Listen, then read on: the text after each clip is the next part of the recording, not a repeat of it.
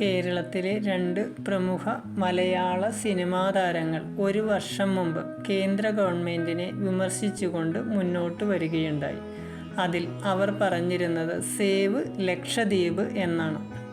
ആ പ്രചരണത്തിൻ്റെ ഭാഗമായി കൊച്ചിയിൽ വരെ അവർ പ്രചരണം നടത്തിയിരുന്നു. ലക്ഷദ്വീപ് ഓഫീസിന് മുന്നിൽ പ്രചരണം നടത്തുന്ന ചിത്രം ഇന്നും യൂട്യൂബിൽ ലഭ്യമാണ്.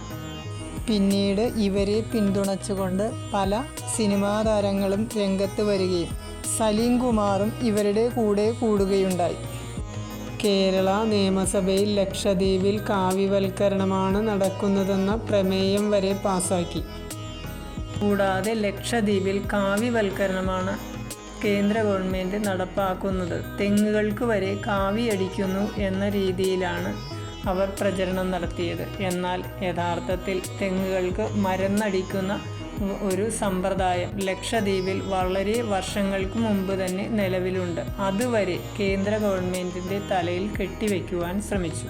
രാജു തന്നെ മറ്റൊരു വീഡിയോയിൽ താൻ ലക്ഷദ്വീപിൽ സിനിമ ഷൂട്ടിങ്ങിന് വേണ്ടി പോയപ്പോഴുണ്ടായ അസൗകര്യങ്ങൾ, താമസിക്കുന്നതിനുള്ള ഒരു സൗകര്യം പോലും അവിടെ ഇല്ല എന്ന് വിലപിക്കുന്ന ഒരു വീഡിയോ വരെ പ്രചരണത്തിലുണ്ട്. ഇതും നിങ്ങളൊന്ന് കണ്ടു നോക്കുക.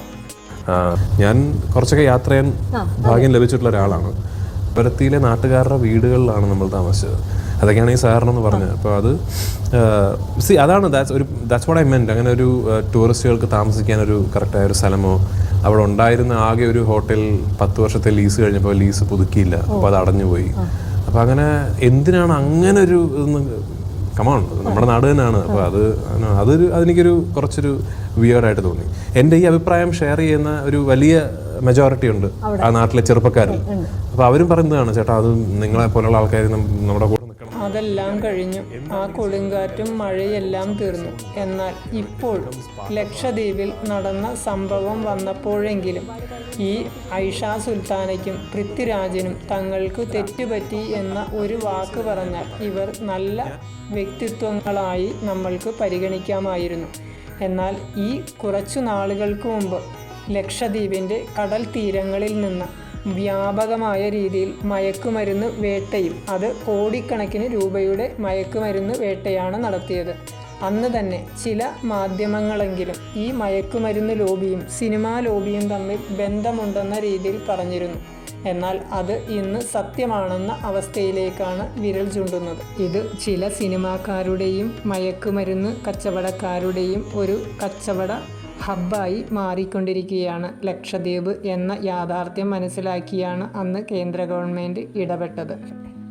സേവ് ലക്ഷദ്വീപ് എന്ന പരിപാടിക്ക് കേരളത്തിലെ ഇടത് വലത് മുന്നണികളും മുസ്ലിം വിഭാഗത്തിൽപ്പെട്ട ഒരു വിഭാഗം ജനങ്ങളും പൂർണ്ണ പിന്തുണ നൽകിയിരുന്നു. എന്നാൽ ഇപ്പോൾ അവിടെ ലക്ഷദ്വീപിൽ വന്ന മാറ്റങ്ങൾ കണ്ടപ്പോഴെങ്കിലും അവർക്ക് തെറ്റുപറ്റിയതാണ് എന്ന ഒരൊറ്റ വാക്കുമേൽ അവരുടെ സത്യസന്ധത തെളിയിക്കാമായിരുന്നു. അവരും ചെയ്തില്ല. അപ്പോൾ ഇവരുടെ യഥാർത്ഥ ലക്ഷ്യം ലക്ഷദ്വീപിൻ്റെ പുരോഗതി ആയിരുന്നില്ല, ഇവരുടെ കച്ചവട താൽപ്പര്യങ്ങൾ, പ്രത്യേകിച്ച് മയക്കുമരുന്ന് കച്ചവട താൽപ്പര്യങ്ങൾ സംരക്ഷിക്കുന്നതിന് വേണ്ടിയുള്ള ഒരു കൂട്ടുകെട്ടാണെന്ന് ഒന്നുകൂടി അടിവരയിട്ട് ഉറപ്പിക്കുകയാണ് ആ കഴിഞ്ഞ സംഭവങ്ങൾ.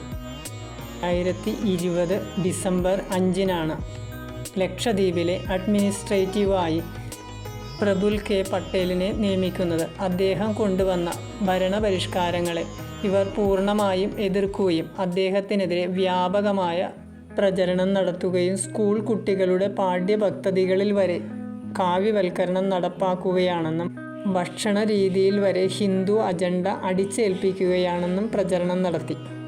എന്നാൽ ആ വ്യാപകമായ പ്രതിഷേധത്തിൻ്റെ കാറ്റും മഴയുമെല്ലാം കെട്ടടുങ്ങി ഇന്ന് മഴയുമില്ല, കാറ്റുമില്ല. എന്നാൽ ഇന്ന് മറ്റൊരു സംഭവമുണ്ടായി. നരേന്ദ്രമോദി ലക്ഷദ്വീപിൽ സന്ദർശനം നടത്തി സ്കൂബ ഡൈവിൻ്റെ വേഷമണിഞ്ഞ് ലൈഫ് ജാക്കറ്റും ധരിച്ചു വരുന്നതിനെ പരിഹസിച്ചുകൊണ്ട് മാലദ്വീപിലെ മന്ത്രിമാരും മറ്റുള്ളവരും രംഗത്ത് വരികയും നരേന്ദ്രമോദിയെ കോമാളി എന്ന് വിളിച്ച് അധിക്ഷേപ വർഷം നടത്തുകയാണ് ചെയ്തത്. ഈയിടെ അധികാരത്തിൽ വന്ന മാലദ്വീപ് ഗവൺമെൻറ്റിൻ്റെ ഒരു പ്രത്യേക നയമായിരുന്നു ഇന്ത്യയോട് എതിർപ്പ് പ്രകടിപ്പിച്ച ചൈനയോട് താൽപ്പര്യം കാണിക്കുക. മാലദ്വീപ് പ്രസിഡന്റായ മുഹമ്മദ് മുയീസിൻ്റെ എതിർപ്പും ചൈനയോടുള്ള താൽപ്പര്യങ്ങളുമായിരുന്നു ഇതിന് കാരണം. എന്നാൽ അത് അദ്ദേഹത്തിൻ്റെ തുടർന്നുള്ള ഭാവിയെ ബാധിക്കുമെന്ന കാര്യത്തിൽ സംശയമില്ല. ഇത് അദ്ദേഹത്തിൻ്റെ രാജിയിൽ കലാശിക്കുവാൻ സാധ്യതയുണ്ട്. യഥാർത്ഥത്തിൽ മാലദ്വീപിനെ ചൊടിപ്പിച്ചിട്ടുള്ളത് ലക്ഷദ്വീപിൽ ഭാരതം കൈക്കൊണ്ടിട്ടുള്ള വിനോദസഞ്ചാരികൾക്ക് വേണ്ടിയുള്ള വികസന പ്രവർത്തനങ്ങൾ തുടങ്ങിയത് മാലദ്വീപിൻ്റെ വിനോദസഞ്ചാര മേഖലയെ ബാധിക്കുമെന്ന കാരണം കൊണ്ട് മാത്രമാണ്. അവരുടെ രാജ്യത്തിൻ്റെ സമ്പൽ വ്യവസ്ഥ തന്നെ തകരുന്നതിന് കാരണമാകുകയും ചെയ്യും. ഇപ്പോൾ ടാറ്റ ഗ്രൂപ്പും ഹോട്ടൽ ശൃംഖല തുടങ്ങുന്നതിനുള്ള വികസന പ്രവർത്തനങ്ങൾ ലക്ഷദ്വീപിൽ നടപ്പാക്കിക്കൊണ്ടിരിക്കുന്നു. ഈ ഹോട്ടൽ ശൃംഖല കൂടി പണി പൂർത്തിയാകുന്നതോടെ ലക്ഷദ്വീപിലുള്ള വിദേശ സഞ്ചാരികളുടെ സൗകര്യങ്ങൾ 10 മടങ്ങ് വർദ്ധിക്കുകയും വിദേശ സഞ്ചാര ഭൂപടത്തിൽ ലക്ഷദ്വീപിന് ഒരു പ്രമുഖ സ്ഥാനം ലഭിക്കുകയും ചെയ്യുന്നതുകൊണ്ട് മാത്രമാണ്. ക്രിക്കറ്റ് ഇതിഹാസമായ സച്ചിൻ തെണ്ടുൽക്കറും പല പ്രമുഖ വ്യക്തിത്വങ്ങളും പിന്നീട് നരേന്ദ്രമോദിക്ക് ലക്ഷദ്വീപ് വിഷയത്തിൽ പിന്തുണ അറിയിച്ചുകൊണ്ട് എത്തി. രാഷ്ട്രപതിയിൽ നിന്ന് അർജുന അവാർഡ് സ്വീകരിച്ചുകൊണ്ട് ക്രിക്കറ്റ് താരം മുഹമ്മദ് ഷാമിയും നരേന്ദ്രമോദിക്ക് പിന്തുണ അറിയിച്ചുകൊണ്ട് മുന്നോട്ട് വന്നിട്ടുണ്ട്. കൂടാതെ മലയാള സിനിമയിൽ നിന്ന് ഉണ്ണി മുകുന്ദനും തൻ്റെ പിന്തുണ അറിയിച്ചുകൊണ്ട് എത്തിയിരിക്കുന്നു. ഇതെങ്കിലും കാണുമ്പോൾ പൃഥ്വിരാജിനെ പോലുള്ളവർക്ക് അല്പം നാണമുണ്ടാകേണ്ടതാണ്. പൃഥ്വിരാജിനെ പോലുള്ളവർ അന്ന് പ്രതിഫലം കൈപ്പറ്റിക്കൊണ്ട് തന്നെയായിരിക്കണം സേവ് ലക്ഷദ്വീപ് എന്ന് പറഞ്ഞ് ഇറങ്ങിയത്. നമ്മളുടെ അയൽ രാജ്യമായ മാലദ്വീപിൻ്റെ സമ്പൽ വ്യവസ്ഥ പൂർണ്ണമായും വിദേശ സഞ്ചാരികളുടെ വരവിൽ നിന്ന് ലഭിക്കുന്ന വരുമാനത്തിനെ ആശ്രയിച്ചാണ് മുന്നോട്ട് പോയിക്കൊണ്ടിരുന്നത്. എന്നാൽ ഈ ഇടെയായി അവർ സോഷ്യൽ മീഡിയയിൽ ഭാരതത്തിനെതിരെയും പ്രത്യേകിച്ച് നരേന്ദ്രമോദിക്ക് എതിരെയും ഹിന്ദു ധർമ്മത്തിനെതിരെ വരെ അവർ പ്രചരണം നടത്തുകയുണ്ടായി. ഇന്ത്യക്കെതിരെയുള്ള ഈ പ്രചരണത്തിന് മാലദ്വീപിലെ 3 മന്ത്രിമാരും നേതൃത്വം നൽകി. മാലദ്വീപ് ഭരണകൂടം ഇതിനെ തുടർന്ന് ഈ 3 മന്ത്രിമാരെയും ഭരണത്തിൽ നിന്ന് പുറത്താക്കി. ലോകാരാധ്യനായ പ്രധാനമന്ത്രി മോഡിജിയെ കോമാളി എന്ന് വിളിച്ച് ആക്ഷേപിച്ചപ്പോൾ ഈ മാലദ്വീപിൻ്റെ ഈ 3 മന്ത്രിമാർ എത്രയോ വിവരദോഷികളായിരുന്നിട്ടുണ്ടാകണം. बहुत मुश्किल है जो लोग दुनिया के अलग अलग देशों के द्वीपों को देखने കേന്ദ്ര ഗവൺമെൻറ്റോ നരേന്ദ്രമോദിയോ ഈ പ്രചരണത്തിനെതിരെ ഒരു പ്രതികരണവും നടത്തിയില്ല. എന്നാൽ നരേന്ദ്രമോദി നിശബ്ദമായി മറ്റൊരു പ്രതികരണമാണ് ഇതിലൂടെ നടപ്പാക്കിയത്. നരേന്ദ്രമോദി ലക്ഷദ്വീപിൽ സന്ദർശനം നടത്തിയതോടെ ലോകത്തിനു മുന്നിൽ ലക്ഷദ്വീപിലെ വിനോദസഞ്ചാര മേഖല ലോകത്തിന് വേണ്ടി തുറന്നതോടെ മാലദ്വീപിൻ്റെ വിനോദസഞ്ചാര മേഖല തീർത്തും ലോക ഭൂപടത്തിൽ നിന്ന് ഇല്ലാതാകുകയാണ് ഉണ്ടായത്. ശ്രീലങ്കയുടെ സാമ്പത്തിക തകർച്ച ഈയിടെയാണ് നമ്മൾ കണ്ടത്. ചൈനയെ കൂട്ടുപിടിക്കുന്ന എല്ലാ രാജ്യങ്ങളും സാമ്പത്തികമായി തകർന്നടിയുകയാണ്. മാലദ്വീപും ആ പട്ടികയിലേക്ക് തന്നെയാണ് എത്തിക്കൊണ്ടിരിക്കുന്നത്.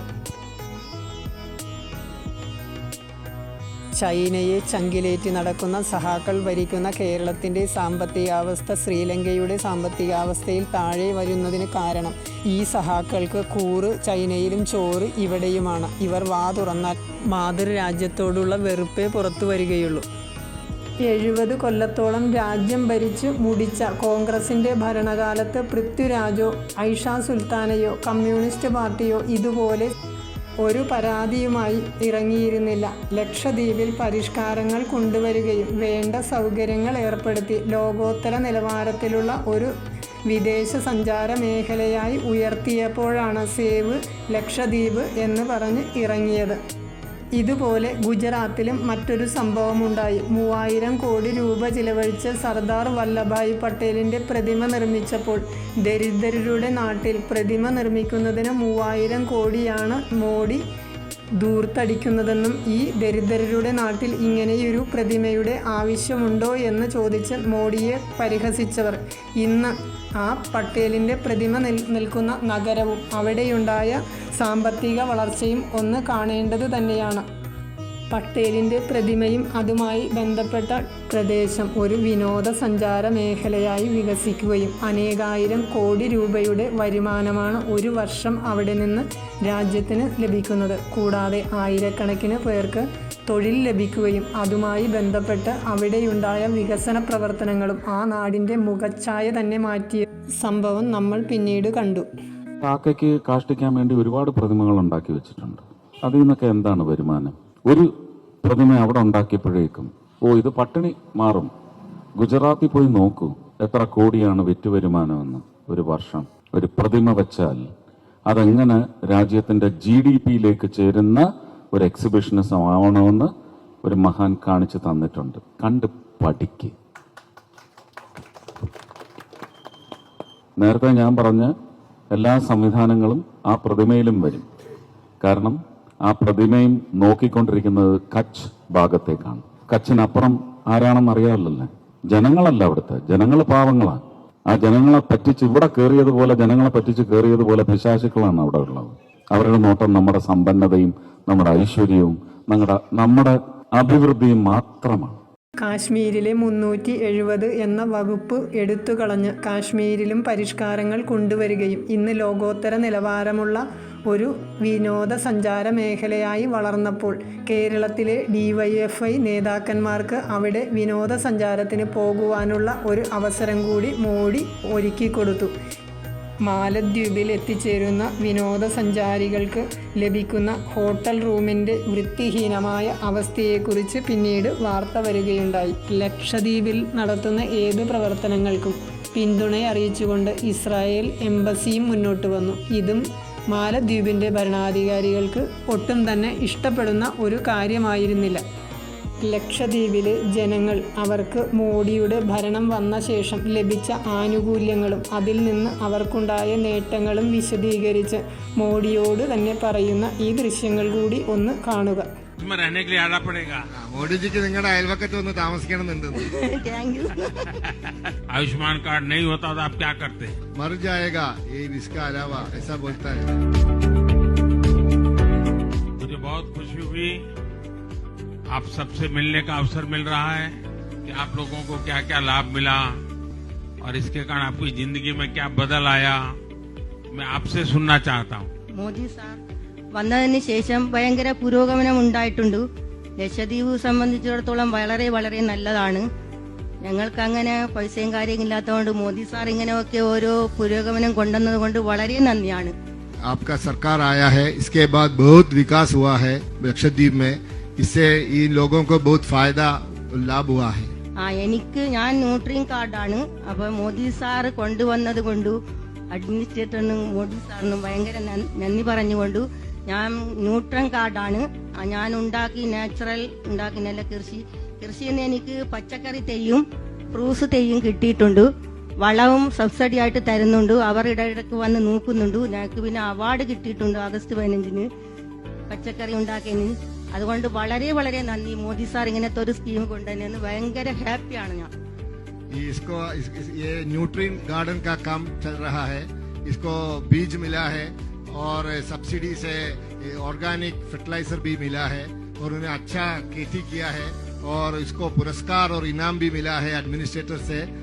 അത് 1,000-1,500 രൂപ പച്ചക്കറി ഞങ്ങൾക്ക് കഴിച്ചിട്ട് പിന്നെ കൊടുക്കും. 1,500 रुपये का सब्जी बेचता है और इसका घर में और पड़ोसियों को और रिश्तेदार को मुफ्त देता है. इसके बाद तो मुझे तुम्हारे पड़ोस में रहने के लिए आना पड़ेगा. മോഡിജിക്ക് നിങ്ങളുടെ അയൽവക്കത്ത് വന്ന് താമസിക്കണമെന്നുണ്ട്. മോദിജി എന്റെ കാർഡ് പറഞ്ഞോളൂ, എന്താണുള്ളതെന്ന് പറഞ്ഞോളൂ, കിട്ടിയ ഗുണം പറഞ്ഞോളൂ. ഇത് എന്റെ ചെസ്റ്റ് വേദന ആയിട്ട് കരയിൽ പോയി. മൈലാറ്റിൽ പോയപ്പോൾ 2 ഓപ്പറേഷൻ എനിക്ക് വേണ്ടി വന്നു. ഒന്ന് 85 ലക്ഷം രൂപ മോദിജിന്റെ വക എനിക്ക് കിട്ടി. വളരെ സന്തോഷം. इसको चेस्ट में दर्द था. इधर के डॉक्टर ने कहा आप केरल में जाओ ऑपरेशन करो. 2 सर्जरी किया. 1,42,000 रुपया का लाभ मिला. एक ही पैसा उसके जेब से नहीं चल गया. आयुष्मान कार्ड नहीं होता तो आप क्या करते? ഇതില്ലായിരുന്നെങ്കിൽ എന്ത് ചെയ്യുമായിരുന്നു? ജീവൻ തന്നെ അപകടത്തിലായിരുന്നു. മർ ജായേഗാ യേ ഇസ്കാ അലാവാ ഐസാ ബോൽത്താ ഹൈ. സാറിനെ കണ്ടതിൽ ഇത്തിരി തിരക്കിനിടയിൽ സാർ വന്ന് ഞങ്ങളെപ്പോലെ ഉള്ളവരെ കാണാൻ സാധിച്ചതിൽ അതിയായ സന്തോഷമുണ്ട്. ഞാൻ ഗ്രൂപ്പ് സെൽഫ് ഹെൽപ്പ് ഗ്രൂപ്പ് ആയിട്ടാണ് ഞങ്ങൾ വന്നത് ഇവിടെ. സാറിനെ കാണാൻ വേണ്ടി അതിയായ സന്തോഷമുണ്ട്. ഞങ്ങൾക്ക് എന്നും ഭാരതത്തിൻ്റെ പ്രധാനമന്ത്രി കസേര സ്വപ്നം കണ്ട് ഉണരുന്ന ഒരു കുട്ടിയാണ് ഇദ്ദേഹവും ഭാരതത്തിൻ്റെ ഭാവിക്ക് വേണ്ടി നടുക്കടലിൽ ചാടിയ ഒരു ചരിത്രമുണ്ട്. ഈ കോംപ്ലാൻ ബോയിയെയോ കോംപ്ലാൻ ഗേളിനെയോ അധികാരത്തിൽ ഏറ്റുന്നതിന് വേണ്ടിയാണ് ഇടത് വലത് മുന്നണികളിലെ നേതാക്കന്മാരും പൃഥ്വിരാജിനെ പോലുള്ള സിനിമാ നടന്മാരും കിണഞ്ഞു പരിശ്രമിക്കുന്നത്. എങ്കിൽ മാത്രമേ അവരുടെ മയക്കുമരുന്ന് കച്ചവടവും മറ്റുള്ള കാര്യങ്ങളും നടക്കുകയുള്ളൂ.